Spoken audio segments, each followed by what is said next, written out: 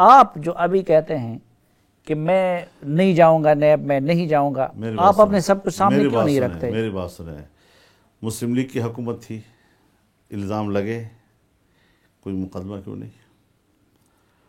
اس کے بعد P T I کی حکومت ہمارے صوبے میں تھی، الزامات لگے، نعرے لگے، مقدمہ کیوں نہیں؟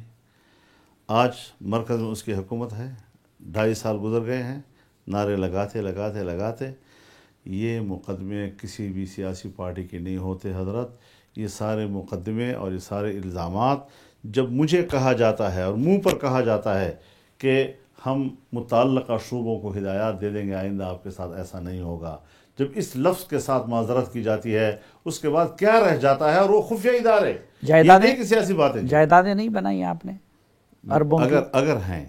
اگر ہیں تو لائے جائیں، ورنہ مجھے اجازت دی جائے کہ جس کی نشاندہی کی قبضہ تو کروں پھر اپنا۔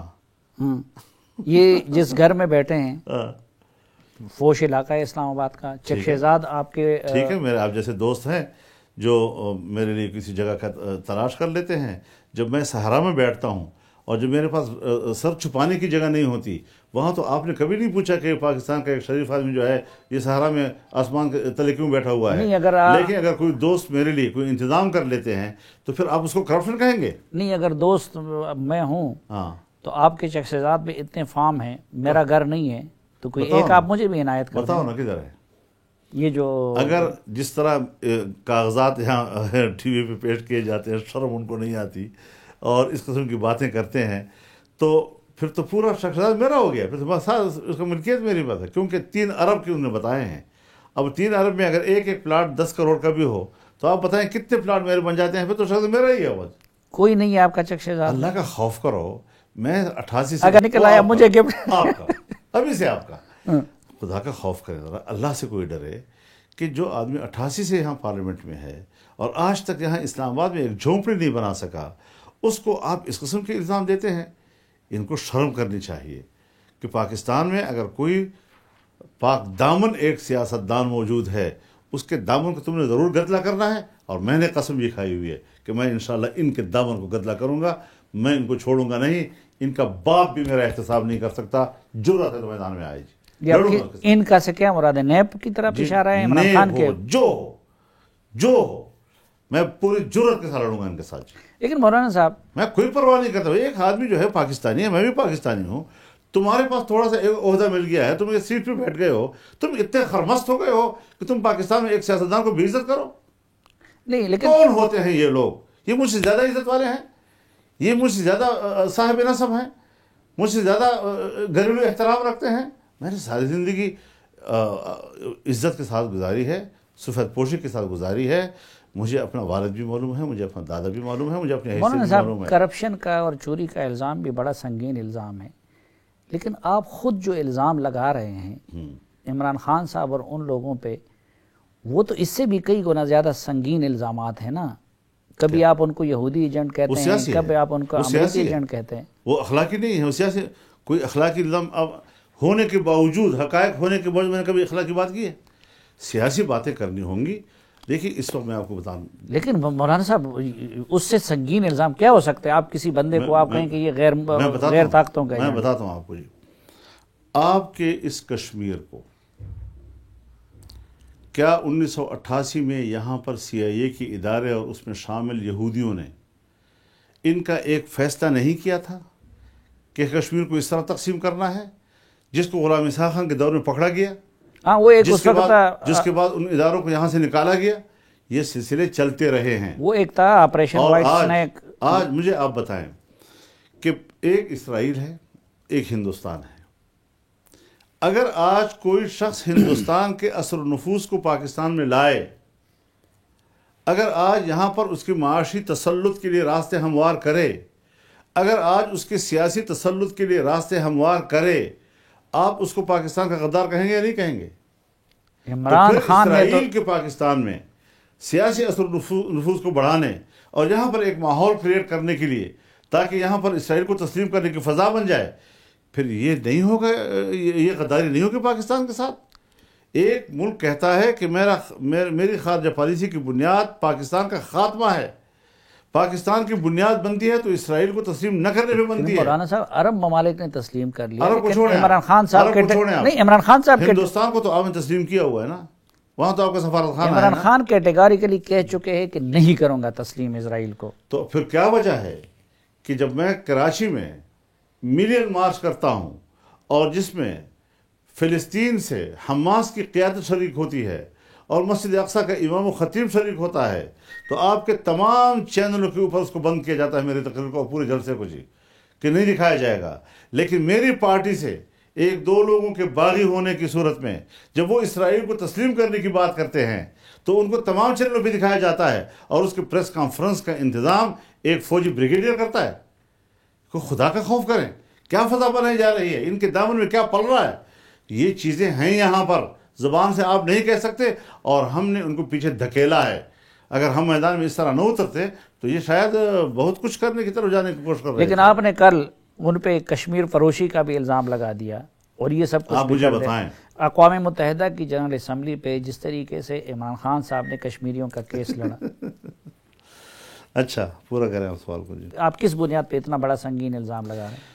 دیکھیے بنیادی بات یہ ہے کہ یہ تو آپ بھی جانتے ہیں کہ مسئلہ کشمیر کی بنیاد سن 1949 کی سلامتی کونسل کی قرارداد ہے جی. اصول تو یہی ہے نا. ان اصولوں کو سامنے رکھتے ہوئے جو شخص اقتدار میں آنے سے پہلے کشمیر کو 3 حصوں میں تقسیم کرنے کا فارمولہ پیش کرتا ہے, کس نے اس کو حق دیا ہے کہ وہ اس قسم کے فلسفے دنیا میں متعارف کرائے؟ جس وقت وہ اقتدار میں آتا ہے اور انڈیا میں الیکشن ہوتے ہیں تو مودی کے لیے دعائیں کرتا ہے کہ خدا کرے مودی کامیاب ہو, مسئلہ کشمیر حل ہو جائے گا. اور جب مسئلہ کامیاب ہوا, دعائیں نہیں کی, یہ کہا تھا کہ اگر وہ کامیاب ہوا تو امید وابستہ کرنا نا, جس کو دعا کہتے ہیں نا. تو پھر ابھی جب اس نے آرٹیکل 370 ختم کیا, آرٹیکل 35A ختم کیا, تو اس کے بعد آپ مجھے بتائیں کہ اس حکومت نے کیا کردار ادا کیا ہے, سوائے اس کے کہ جب قرارداد اسمبلی میں پیش کی جا رہی تھی تو ایک کوشش کی گئی کہ آرٹیکل 370 کا تذکرہ تک نہ کیا جائے. تو یہ ساری چیزیں آپ دیکھیں کہ یہ ہمارے سامنے ہوتی رہی ہیں. تو کیا اچھا آپ مجھے بتائیں, اب یہ گئے ہیں وہاں پر, جو بھی کہتا ہے کہ گلگت بلتستان کو پاکستان کا صوبہ بنایا جائے, میں کہتا ہوں کشمیر بھی پاکستان کا حصہ ہے, میں کہتا ہوں گلگت بلتستان بھی پاکستان کا حصہ ہے. جو آپ اس کو سہولت دے سکیں, جتنی محبت آپ ان کے ساتھ کر سکیں, جتنے آسانی اور حقوق آپ ان کو دے سکیں, سر آنکھوں پر.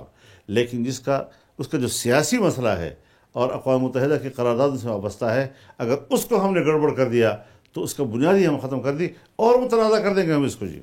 لہذا مزید اس معاملے کو متنازع بنانے کے لیے ان کا سٹینڈ تو اب بھی یہی ہے عمران خان صاحب کا اور حکومت پاکستان کا کہ اقوام متحدہ کی قراردادوں کے مطابق رائے شماری کیجیے. لیکن اعمال غلط ہیں, اعمال متضاد ہیں, ان کے اعمال متضاد ہیں اس کے جی. کیا متضاد؟ متضاد یہی ہے کہ آپ کشمیر کو تقسیم بھی کر رہے ہیں, 370 آرٹیکل اس کے اسپیشل اسٹیٹس کو ختم کرنے کی بات بھی کر رہے ہیں, وہ ختم ہو گیا اس پر خاموشی بھی ظاہر کر رہے ہیں, گلگت بلتستان کو پاکستان کا صوبہ بنانے کی باتیں بھی کر رہے ہیں, اور پھر کہتے ہیں ہم تسلیم نہیں کریں گے. آپ نے تو 85,000 مربع کلومیٹر کے کشمیر کو لا کر 5,000 کلومیٹر پہ لا کر کھڑا کر دیا ہے جی. کشمیر کو بیچا ہے آپ نے. تو جب انہوں نے کشمیر کو بیچا ہے اور ہم اس پر احتجاج نہیں کریں گے تو کون کرے گا؟ یعنی یہ سب بیوقوف ہیں جو کل جلسے میں شریک تھے, یہ پاکستان کے سیاستدان نہیں ہیں, یہ ملک کی سیاست کو ان سے بہتر نہیں جانتے. اور مجھے آپ بتائیں, ان کے جلسے میں بھی مجھے آپ بتائیں, کل جو انہوں نے تقریر کی ہے, جو میں کہتا ہوں کہ ہر ہمیشہ جب بات کرتا ہے تو کوئی بونگے مارتا ہے جی. کل اس نے پھر کہا ہے کہ ہم جب الحاق ہوگا تو ان کو پھر آزادی کا حق دے دیں گے. تو آپ آزادی کا حق جب ان کو دیں گے تو آپ مجھے بتائیں کہ یہ کس قرارداد کے تحت, کس نظریے کے تحت دیا جا رہا ہے جی. یہ پاکستان کا ریاستی موقف ہے. انہوں نے یہ کہہ دیا ہے کہ جب رائے شماری ہوگی پاکستان کا حصہ بنے گا تو اس کے بعد ہم کیا دیں گے, یعنی ان کی مرضی کے مطابق اس کو الگ کر دیں گے. یہ کسی قرارداد میں نہیں ہے. میں بتاؤں آپ کو ذرا تھوڑا سا سمجھے ان چیزوں کو جی. کشمیر تقسیم ہند کے ایجنڈے کا حصہ ہے, سمجھ میں آ گئی بات جی. 500 سے زیادہ ریاستیں اس خطۂ بر صغیر میں موجود تھیں. تمام ریاستوں کو اختیار دیا گیا کہ آپ نے خود فیصلہ کرنا ہے, either with India either with Pakistan, third option ہے ہی نہیں اس کے اندر. تو آپ کا جو ریاستی موقف ہے وہ یہی ہے کہ اقوام متحدہ کی نگرانی میں کشمیریوں کو استصواب رائے کا حق دیا جائے، وہ خود فیصلہ کرے کہ انڈیا کے ساتھ جانا چاہیں گے یا ایک ریاست ہے جو متنازع بن گئی، باقی ہندوستان میں کوئی ریاست متنازع نہیں وہ بنی۔ تو کہتے ہیں کہ پاکستان کا حصہ بن جانے کے بعد ہم ان کو پاکستان کے اندر ارینجمنٹ کے لیے ان کی مرضی کا خیال رکھیں۔ تعویلیں نہ کریں نا، تعویلیں آپ کر رہے ہیں، وزارت خارجہ کر رہی ہے، تعویلات میں گنجائش نہیں ہے۔ اس نے بونگی ماری ہے، جس کے بعد وزارت خارجہ کو وضاحت کرنی پڑی ہے۔ جب وزارت خارجہ وضاحت کرتی ہے اور ہماری اسٹیبلشمنٹ اس کی وضاحت کرتی ہے تو اس کا معنی یہ ہے کہ اس نے ریاستی موقف کو لتاڑا ہے، اور لتاڑا نہیں، یہ اس کا دماغی ایجنڈا ہے اس حوالے سے کہ کشمیر کے مسئلے کو آپ اس طرح کھیل بنا دیں جس طرح کہ امریکہ یا اس کا CIA چاہتا ہے، کیونکہ انہوں نے کچھ اپنے طور پر سوچا ہے اس خطے کے لیے، اور آپ خود گواہ ہیں، آپ ہی کے انٹرویو کو انہوں نے روکا ہے۔